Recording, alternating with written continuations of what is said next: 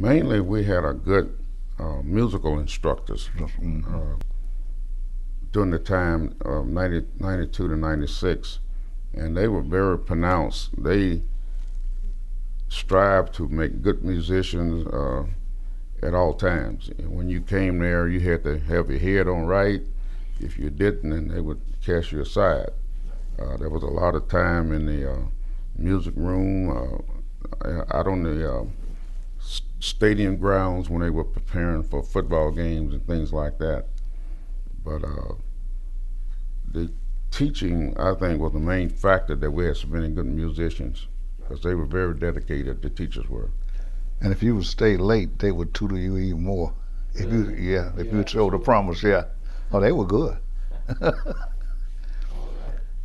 But like Isaac Hayes, he was behind us. I think he came out in 61.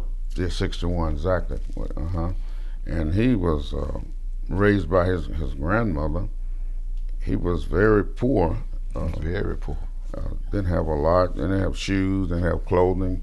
And the teachers, I remember, would band together, collect money to help aid him in his needs for clothing, food, whatever the case may be. It was very unified at Manassas. Everybody stuck together. Everybody assisted each other as needed. And that's one of the best things that I can say about Manassas. They were very unified, very together.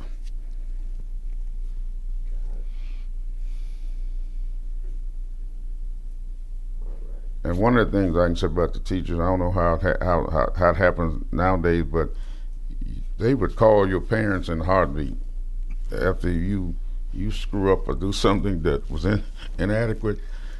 Your parents would hear about it through a phone call, and that's what I guess put fear in all the students, because once you left there at school at say 3:30, it didn't end.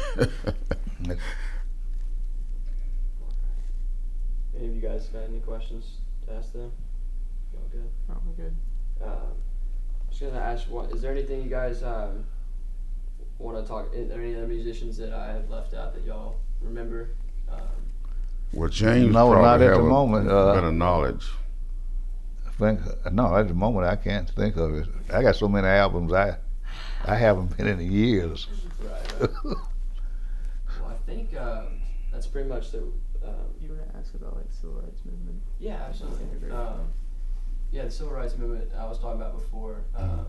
You know how there was only 3 high schools to choose from. Yes. Could you talk a little bit about that?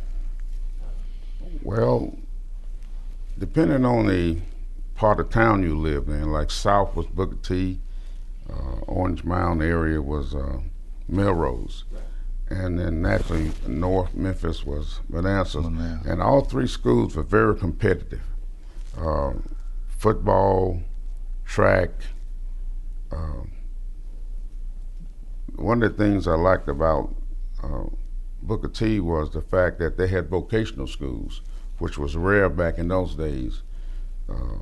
Manassas basically focused on auto mechanic, woodwork, drafting, and the rest of it was all academic. We had a great program for biology and chemistry. Had some of the 2 best teachers in the city, and they really impounded their knowledge into us as students and prepared us well for the outside world, going to college. Or like me, I went to the military, and we were very competitive, like say all 3 schools. Later on, the last school that came on the horizon was Douglas, and I remember we all had to chip in to assist Douglas in buying uniforms for their football team, their band. There was not a lot of money, but there was more unity. People really stuck together to give each other aid and assistance as needed. Right. Yeah, those are my remembrance of that time period. Gotcha. I agree. All right, there we go. Yeah. Let's see, make sure I got everything down. All right. I think that's pretty much all we got today. I don't know if you was aware of this, or you were told this when you went over to the archive. It was a teacher who became the principal of Manassas in the early time period. Wherever she was in the past, she and some other teachers went and got bricks from an old location and brought them over to the site over at the original school on Firestone, and that's how it got built. That's how it became a reality. Do you know where the bricks came? Not at this time. I probably could look it up and tell you the name of the old school. But that was historical because we had a 100-year celebration a few years back, and we had the best time. We had students going all the way back in the 40s. Was at this 100-year celebration, and it was very historical, that event, because we got to see some of our older students and what they got out of Manassas. So it was very, very, very, very interesting. Manassas has a strong alumni group. That's how they got the new school built. Right, I'm sure it still does. Yeah, they still do today. Yeah, because when you go back and meet students in the 40s, they were still active. They were sharp upstairs, and they would hold your interest. You know, whenever you was in the midst of them, they was telling you about things, how things were when they was growing up as young students.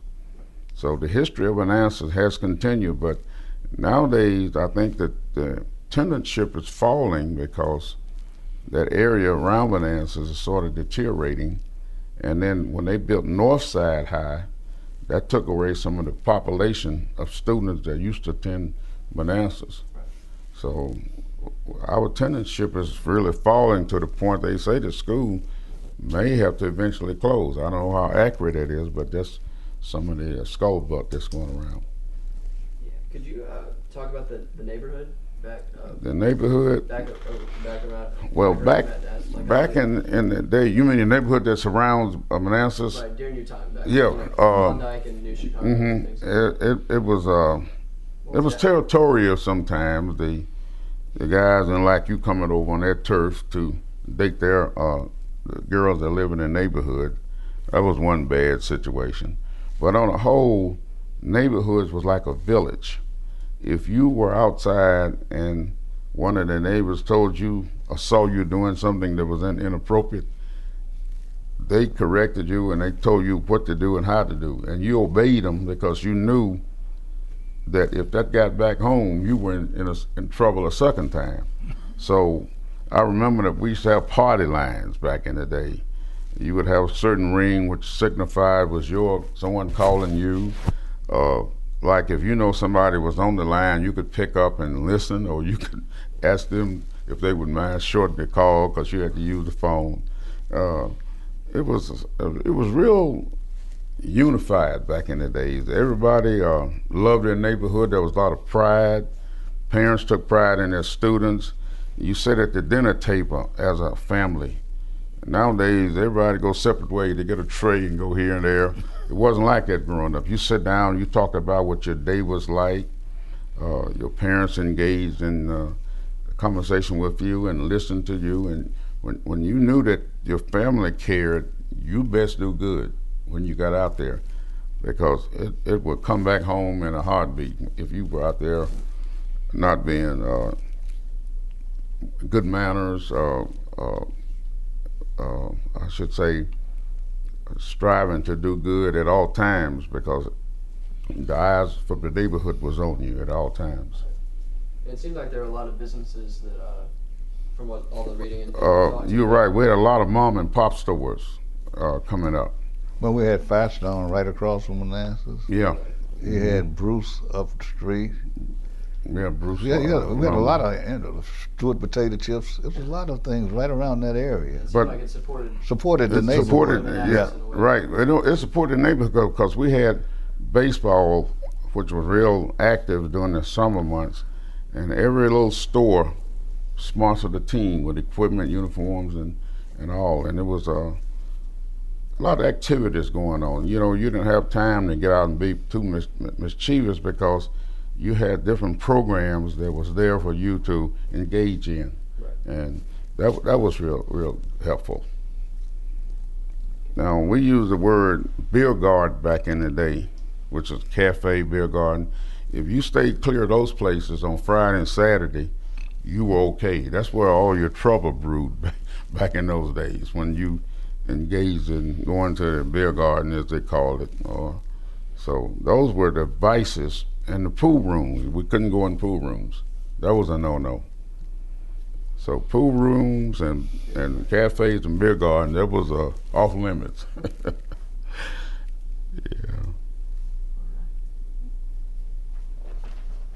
Let's see here. I think that might be it.